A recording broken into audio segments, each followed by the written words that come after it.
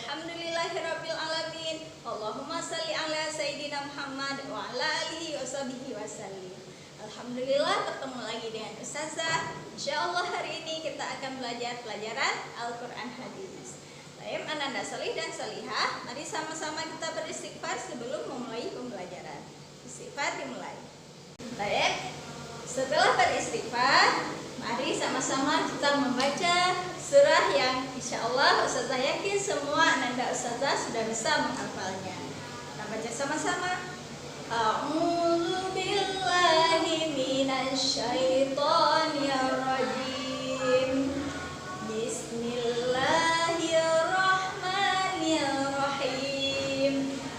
Qul a'udzu birabbin nas, malikin nas, ilahin nas, min syarril waswasil khannas, alladzi yuwaswisu fi sudurin nas, minal jinnati wan nas. Surah selanjutnya. Bismillahirrahmanirrahim. Wal 'ashr innal insana lafi khusr illal ladzina amanu wa 'amilus shalihat wa tawassaw bil haqq wa tawassaw bis sabr. Nah, surah apa yang kita baca tadi? Betul sekali, surah An-Nas dan Al-Asr ya. Nah, surah An-Nas dan Al-Asr sama-sama terletak di juz 30. Nah, hari ini kita akan belajar tentang mengenal kandungan makna surah An-Nas dan Al-Asr. Jadi ada dua surah yang kita pelajari hari ini. Baik, Ananda Salih dan Salihah. Penyebab turunnya atau asbabun nuzul surah An-Nas. Surah An-Nas ini diturunkan sekalian dengan surah Al-Falaq, sehingga disebut mu'awwizatain, yaitu dua surah untuk meminta perlindungan. Karena isi dari surah An-Nas dan Al-Falaq untuk meminta perlindungan. Ananda Salih dan Salihah, pada suatu hari Rasulullah sakit yang keras ya. Kemudian saat itu para sahabat menjenguk Rasulullah. Saat itu juga ada dua orang malaikat yang berada di kanan, di kepala dan di kaki Rasulullah. Dua malaikat ini saling berbicara, saling bertanya. Salah satu malaikat bertanya, "Kenapa dengan Muhammad?" Kemudian malaikat yang satunya menjawab bahwa ternyata Rasulullah itu disihir. Siapa yang menyihir Rasulullah?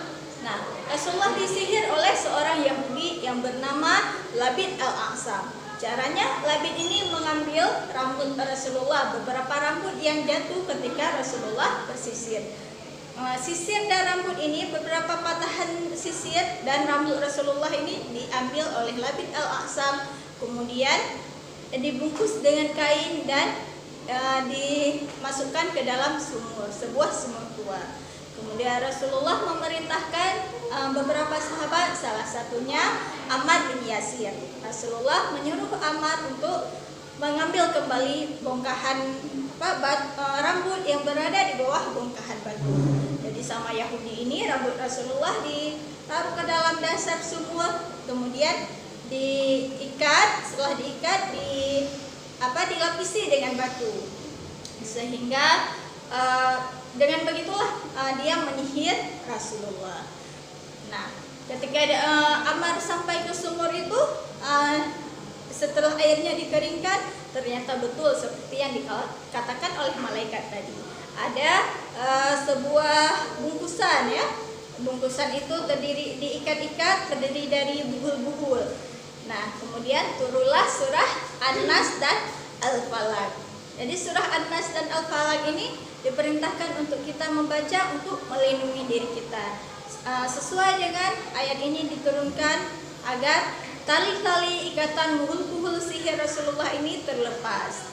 Nah, Ananda Salih dan Salihah, Kandungan dari surah An-Nas adalah mengajarkan kita, memerintahkan kita untuk meminta perlindungan hanya kepada Allah. Boleh nggak kita meminta perlindungan kepada selain Allah?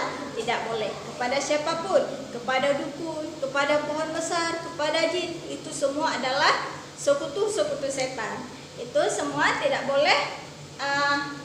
Kita tidak boleh meminta pertolongan kepada selain Allah. Kita hanya boleh meminta pertolongan kepada Allah. Salah satunya dengan membaca surah An-Nas ini. Allah adalah satu-satunya pelindung manusia. Tidak ada yang bisa melindungi manusia selain Allah.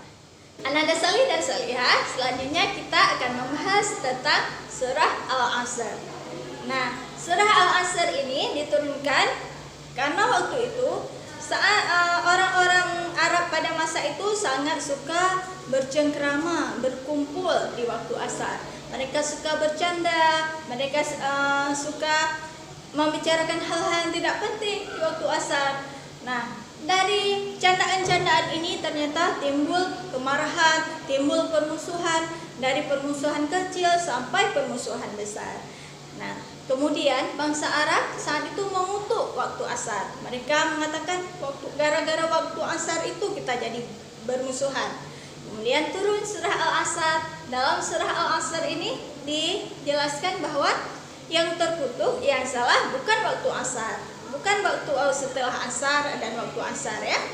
Tapi yang salah itu adalah mereka menyanyiakan waktu asar. Mereka bukan menggunakan untuk beribadah, bukan menggunakan untuk beramal solih, tetapi untuk bercanda, untuk melakukan hal-hal yang tidak perlu. Surah Al-Asr mengajarkan kita untuk menghargai waktu, mengajarkan kita untuk menggunakan waktu sebaik-baiknya.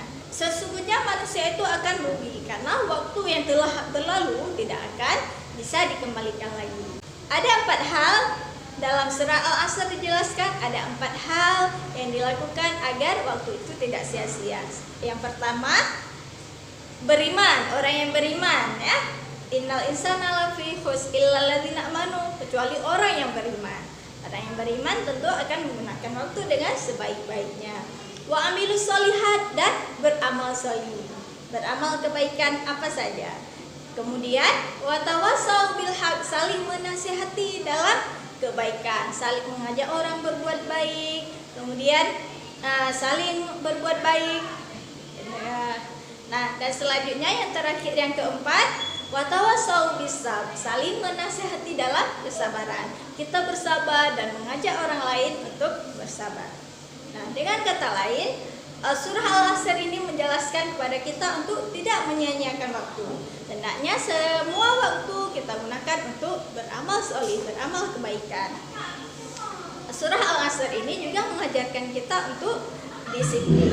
Apa saja contoh disiplin dalam kehidupan sehari-hari? Ananda salih dan salihah, sebagai seorang murid, sebagai seorang anak yang masih belajar, yang terus belajar, kita harus disiplin dalam kehidupan kita. Di antaranya dengan yang pertama, bangun tepat waktu.